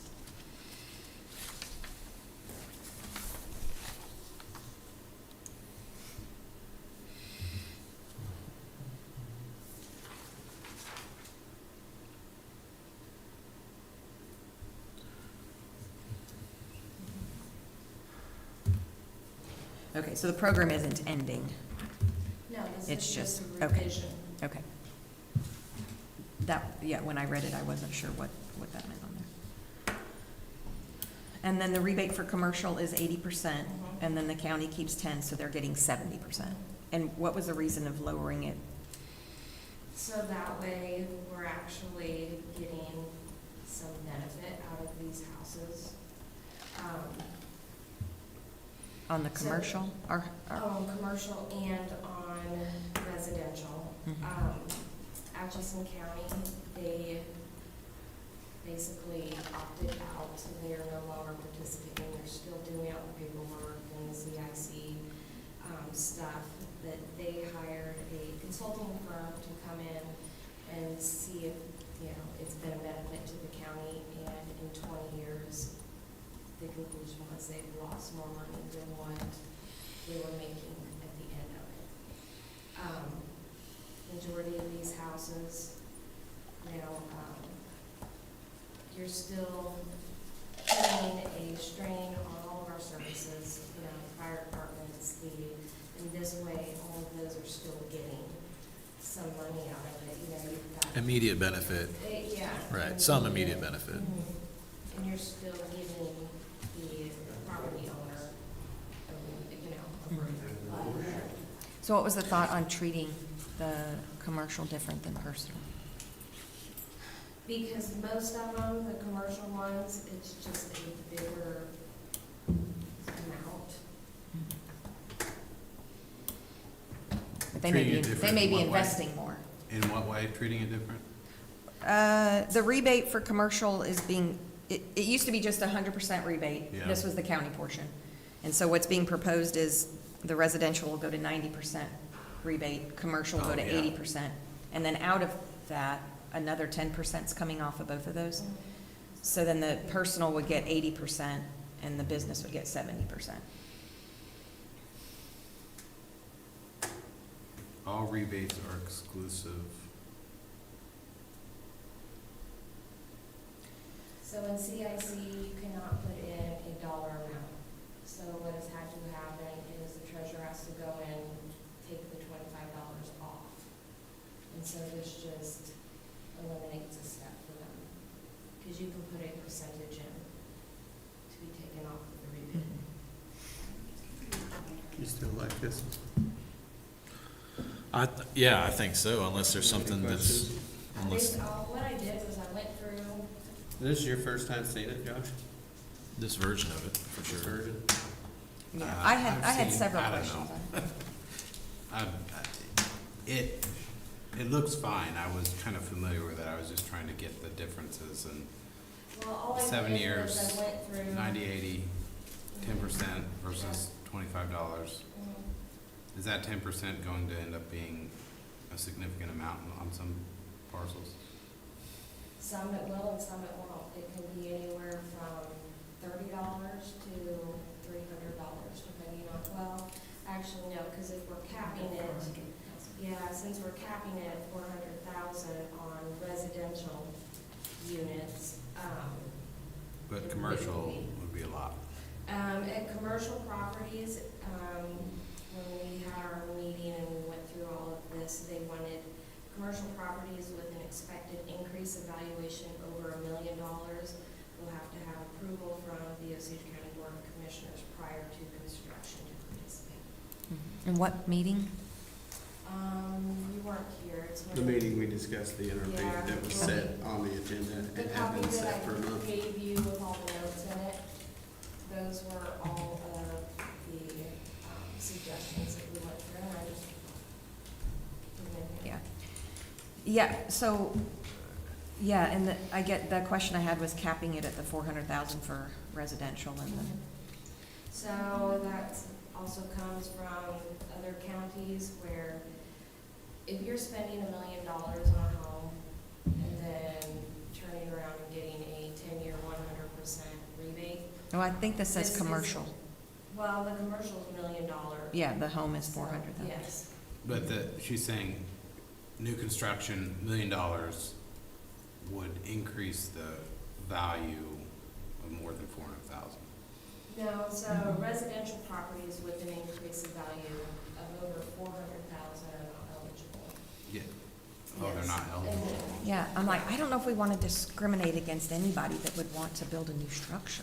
And you would hope people are coming here and building a variety, but if they're building, Obviously, houses the of that program that size. we had prior to, it's not working. So these things were set into motion a few months ago. You set it based on directives that we learned from other counties with the same program and their successes and failures. That's why that number is set at that way. What was the downside of other, I interrupted you when you were answering that. So when the state started this plan back in 1992, part of it was to have an incentive for growth. Okay, so what they are finding is the incentive has been to the people up here Mhm. who have the money, and they were gonna build regardless. This incentive is meant for the blue collar workers, the average people that otherwise would think twice about building a new home, remodeling their home, doing an addition, and it has been abused throughout the state by people who were gonna do it anyways. They just found another loophole for their taxes that they didn't have to pay. Makes sense. So that policy decision is whether it's kind of a, like finding the right balance between eco-devo initiatives of giving away money that you're gonna get anyway versus is there someone out there that wants to build some Patrick Mahomes-like style development in Osage County, and they're either gonna pick Franklin or Osage? That's unlikely in Osage, based on this property. And I just want to be as business-friendly and family-friendly as possible. Like when we Yeah. reinstituted this back in, was it 21, 22? But it's not a. Economic light- development growth is like, it's a marathon, right? You have to, it's long, long term. None of these things are like this quick overnight thing. But if you think long term, that's why I liked the program, is people that are willing to take a risk, they're willing to fix up a property, build something new, renovate something, and to give them some sort of an incentive where they're getting a rebate for a period of time. And then you have that fixed up structure or new structure long term. So for me, I think of this as, this is not You're immediate. okay with giving away money to the Patrick Mahomes? I would Still love building. anybody who wants to come here and build something. Yeah. I I think you're wanna missing be the as- boat, and just like Tricia had said before, this program isn't to benefit those who would build $1 million houses regardless of having an NRP. Program is built for blue-collar workers that might think twice about building, and this is the ones, the families that you speak of, you want to benefit. This is what. Yeah, this well, will family and benefit. business, like Well, commercial we have and the family. business at $1 million. Yeah, Yeah. I mean, We have to have some structure and some limitations to this, or the county will not have any tax dollars.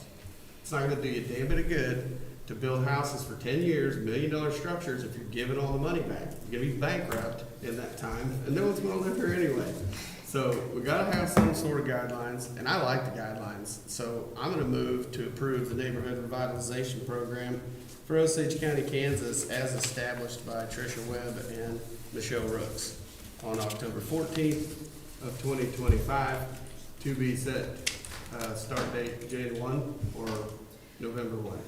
November 1, that we can start taking applications. That will give me time. So what I have done is, since we paused the program, and you guys said that I could keep everybody that got a permit, okay? So I have all of them in a spreadsheet with their contact information, so I can call them when out. They're waiting in a queue. Basically, Right. so Okay. that way, that gives me time to contact them, and then they can come in beginning of November, fill out their paperwork, and we can get that. So, yeah, I think that's equitable, because one of the issues was, well, we already were in the program. Well, no, you weren't really, because you didn't follow up.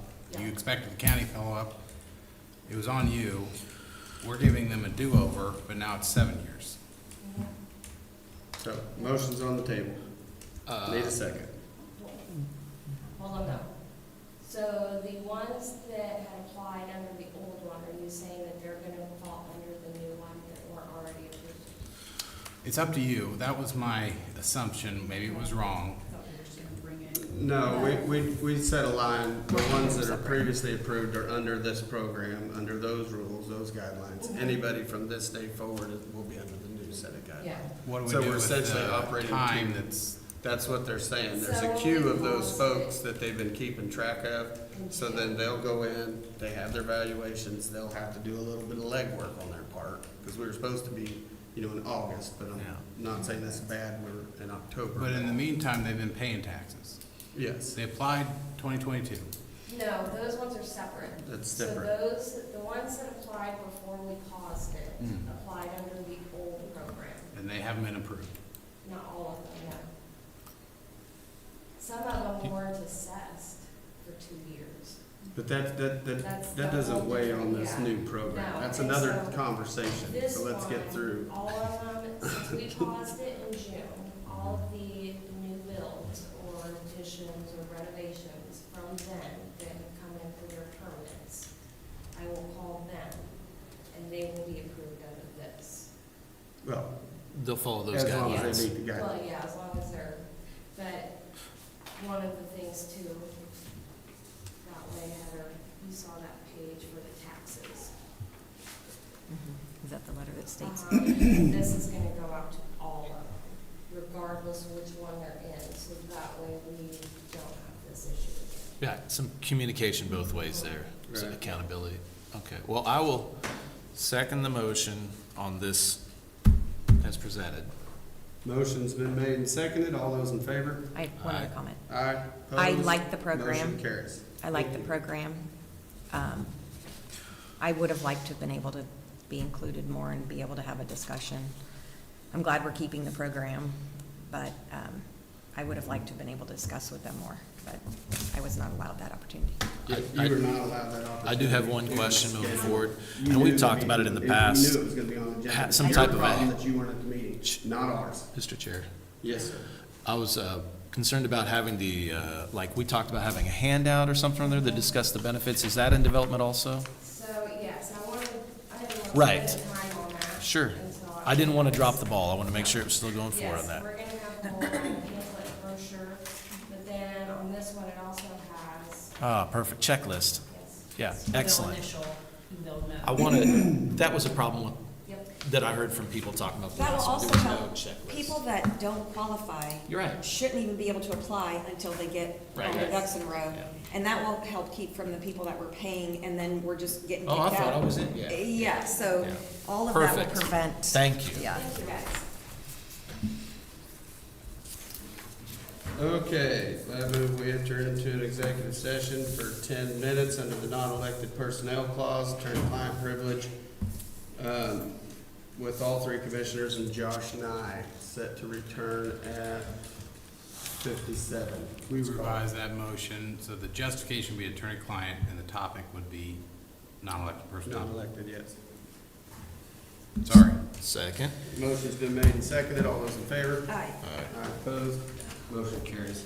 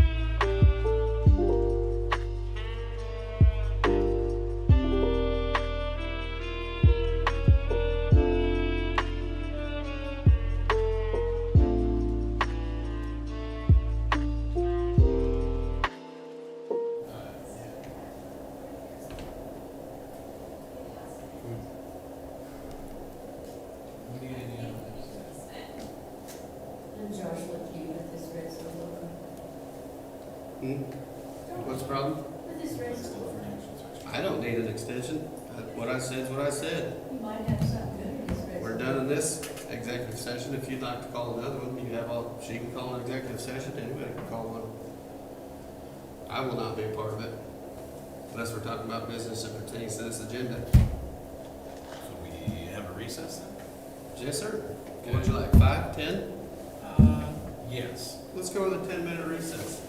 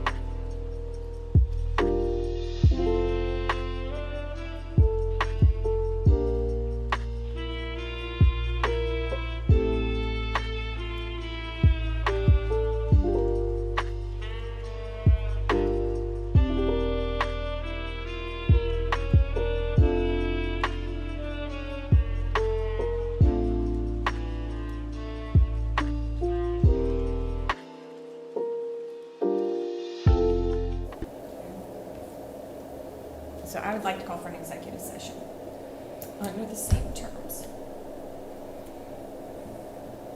As previously stated, Yes. so the motion's non-elected personnel. Attorney-client for the purpose of discussing non-elected personnel, that'd be 11:20. Motion's been made, do I have a second? 10 minutes is what it was? Second. Motion's been made and seconded, all those in favor? Aye. Aye. Nay. Opposed? Sorry, nay. Motion passes.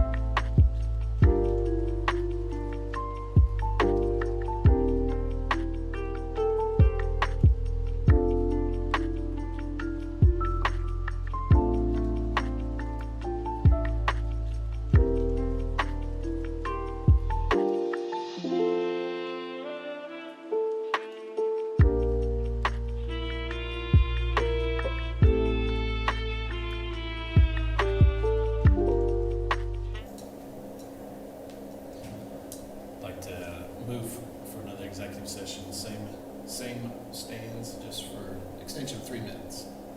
No action taken. No action taken. So that's my motion. Second. Motion's been made and seconded. All those in favor? Aye. Aye. Opposed? Motion carried. Stay out. Yeah.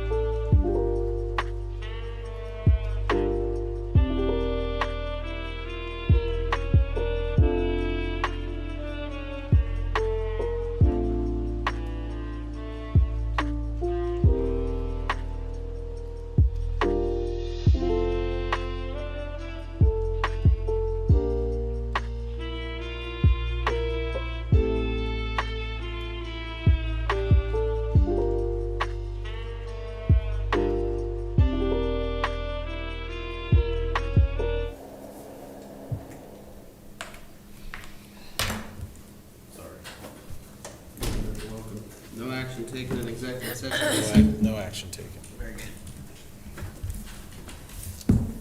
Okay, we do not have quorum for the PVC bill.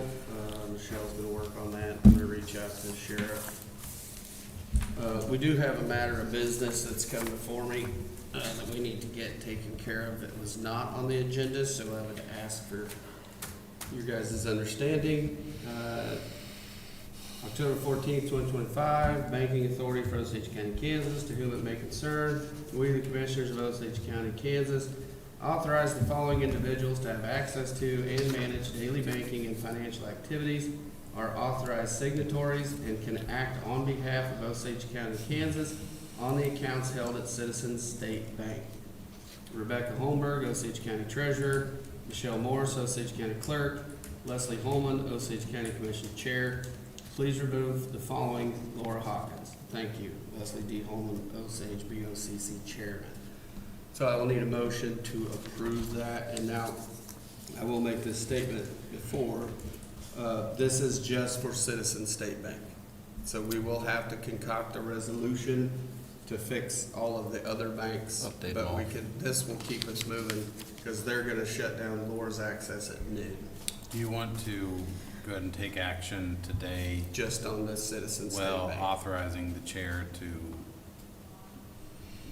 sign similar letters to other banks pending a resolution? Well, the only reason I disagree with that, I mean, obviously, yes, that would be nice, because then we can just move forward, but this is our current resolution that has all these names, Uh-huh. and I just want to make sure we get back in here and clean this one up some. We had long discussions about this. Yeah. Who can, Well, do you want to, me to type up a quick resolution that would simply remove her at this point and replacing with the new treasurer? yeah, we can do that. Do that, and then you can discuss that another day if you want to call that list. Okay, yeah, we gotta have it done by noon, so that's why I was trying to. So you're saying I didn't want to put you I have under. 34 minutes While you're doing that, we Plenty will of time. review the bills. Plenty of time. You act like we're in a big hurry have on the- that deal, Dave. Right. Yeah, sorry, here you go.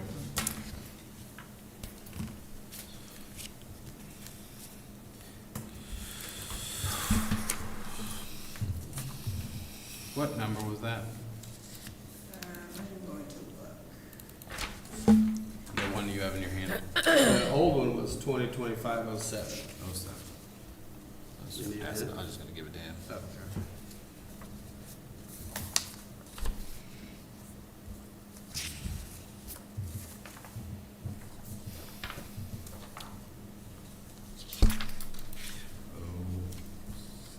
Isn't that crazy? The cost of tubes, inner tubes. Yeah. Yeah. I mean, that ain't a tire, that's just the inner tube. Right.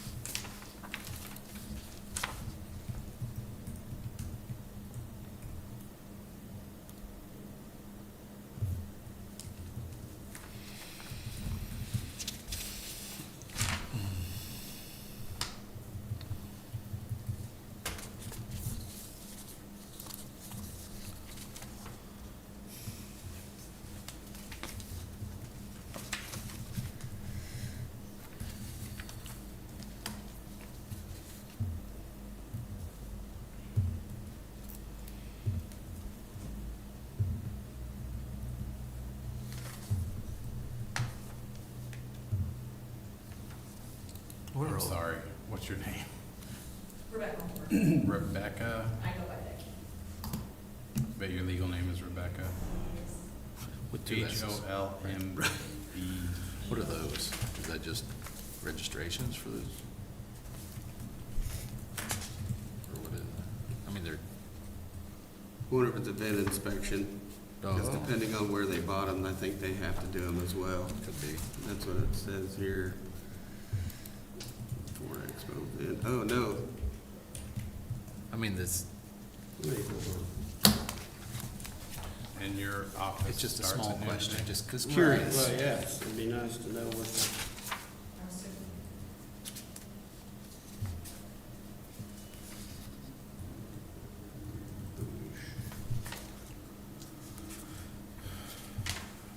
Michelle, may I have a resolution number, please? It appears to be 2025 dash 25. I'm not gonna go to war on that stuff, I was just No, curious. I hear you, but, yeah, I think it's the vet inspections, but I don't know why we're invoiced for it unless that's the fee that they have to run in a state database. Do you know anything about the vet inspections? For the sheriff's department does? In what regards? Well, they have an invoice for $28.75 on like 3 different vet inspections. Through Is the- that like a fee that we pay the state? Through the county treasurer. So then that's part of what they charge for the vet inspection. Because I was curious about I was like, Osage County Treasurer, we're charging us. right, charging ourselves. Yeah, But I always wondered about that with vet inspections, because they gotta run it through some database. It's the Yeah. only way they're gonna find it. you're right, it's gotta be on paper. Just curious. Yeah, it's a good question.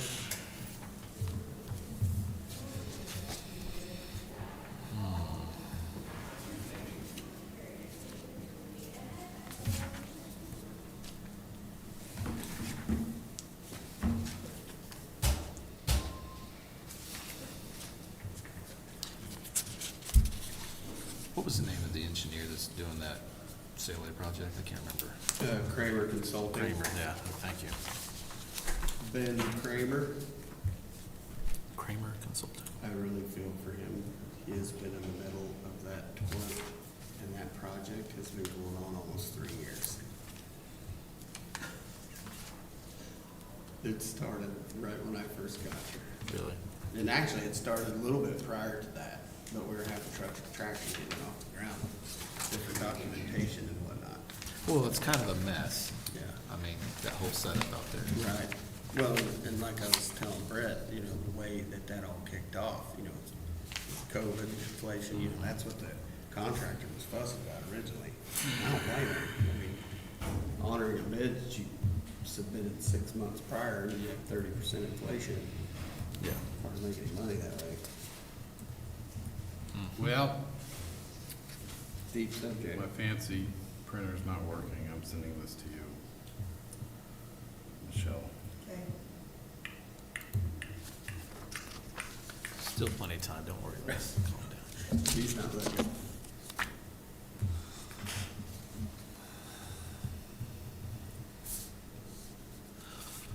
How many houses are on that, served by that sewer district out there? Man, what did it say? It ain't like a lot. Well, the total parcels was like 150. Right, the parcels, A couple but the- hundred, but yeah, the houses was probably 70% of that, 60% of that, total parcels, something like that. I can't remember the exact number, because yeah, we went through it at one point, because the other thing that we couldn't find was how that special assessment was being paid for. Right.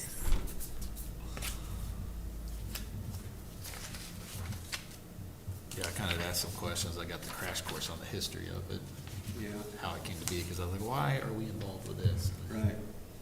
Well, and then you have townships splitting Yeah. one, you know, so the one township, it was essentially paying the other township to do it, because they were already there, because the one township has to go all the way around, and Yeah. come back in just to do their little portion. And it was working out fine until a few years ago. Well, that's what you were asking about, I think. Yeah, that's all that is. Yeah. Like I said, wasn't looking to go to war on it. I was just wanting to know what the heck.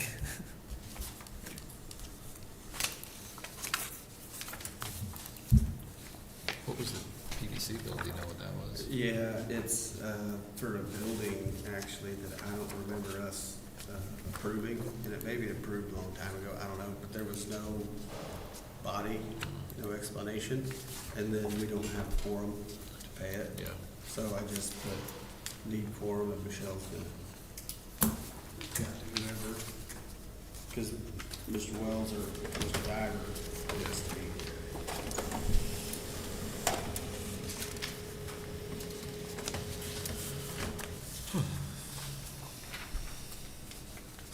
Oh, very good.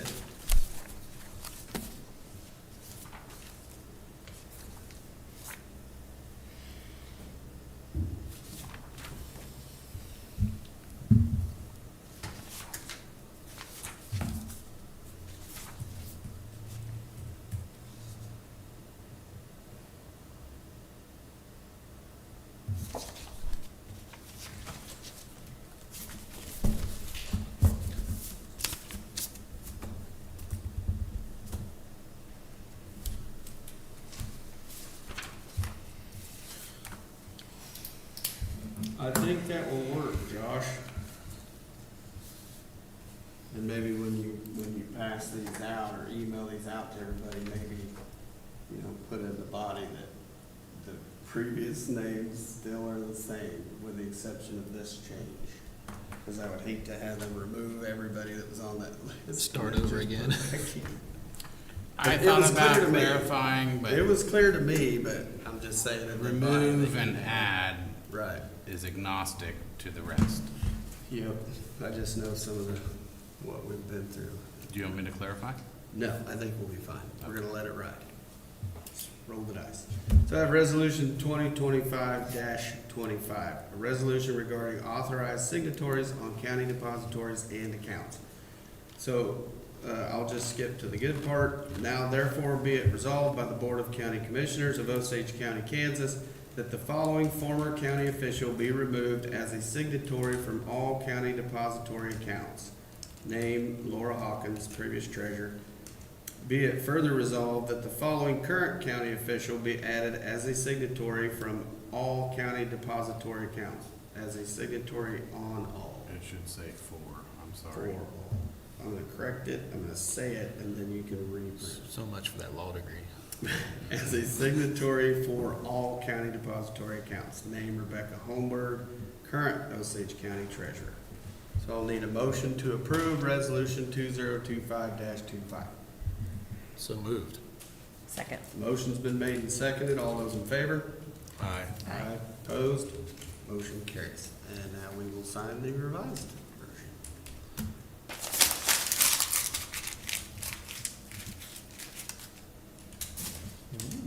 Thanks, Sean. Yeah. Okay, do we have any questions on the bills while Josh is revising that? I do not. I will move we pay the bills in the amount of $75,976.06. Second. Motion's been made and seconded. All those in favor? Aye. Aye. Opposed? Motion carries. Any questions on these payroll corrections? Yeah, just, I don't know what they are, or are These they are- a particular These employee are, or? these were submitted by the sheriff's department. These are some of them that were submitted after the payroll was processed. So some of these are corrections to where monies was owed to the employee, and then some where the employees were overpaid. And this is the documentation that states the correction. Just the one sheet on this signature, is that correct? Yes, sir. And then, is there a way we could get a labor distribution that could go along with this? I We used to have do no labor idea. distribution. I get that. We can try in the future here to get that, but at this point, I'll move to pay to approve the payroll corrections provided by Michelle Morse.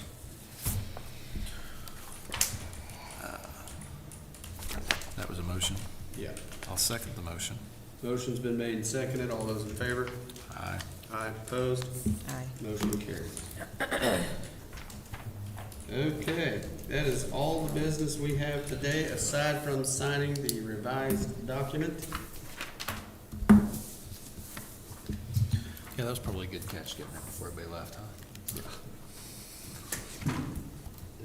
You gonna print the revised version, or? Huh?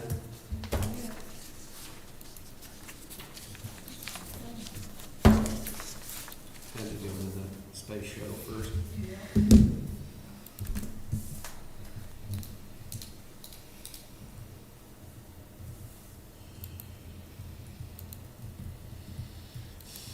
It pains me to make corrections on your work, Josh. I really apologize for this.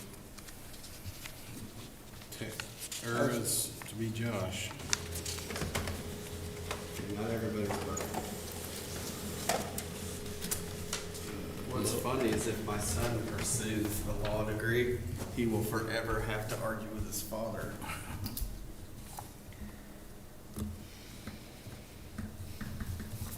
But we're not sure now. He did get a letter from aeronautics school, so Nice. we're down to law, medicine, or aeronautics.